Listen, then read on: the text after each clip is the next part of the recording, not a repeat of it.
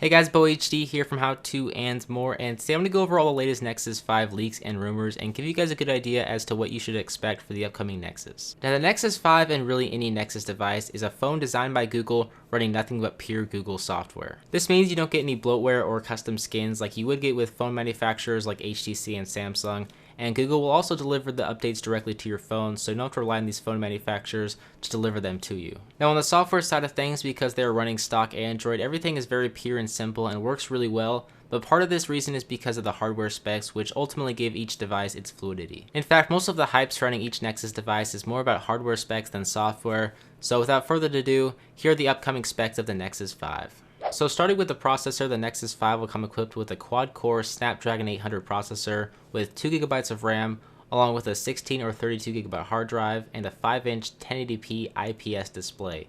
It will also have an 8-megapixel camera with image stabilization, in addition to a 2300 mAh battery with wireless charging, LTE, and it will be running Android 4.4 KitKat.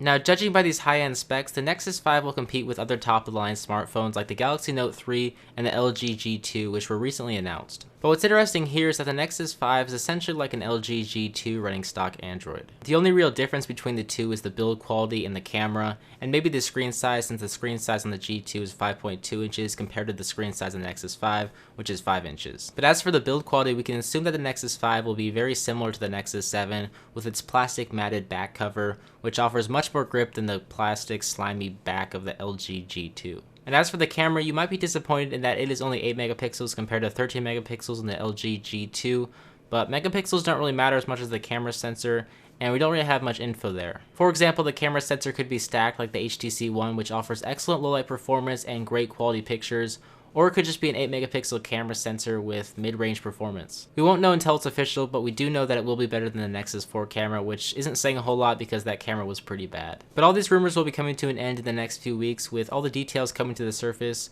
so I want to ask you guys, what are you looking forward to the most in the Nexus 5? Is it the Snapdragon 800 processor or Android 4.4 KitKat? Let me know down below in a comment and you could be featured in my next video. And if you like this video, feel free to subscribe right down here for more news like this. But with that said, that's gonna about do it for this video, guys. If you want to take a look at my LG G2 review to see how it will resemble the upcoming Nexus, you can do that right down below, or you can check out my last video taking a look at the world's thinnest tablet. But as always, guys, I'm BoHD from How To and More. Thanks for watching.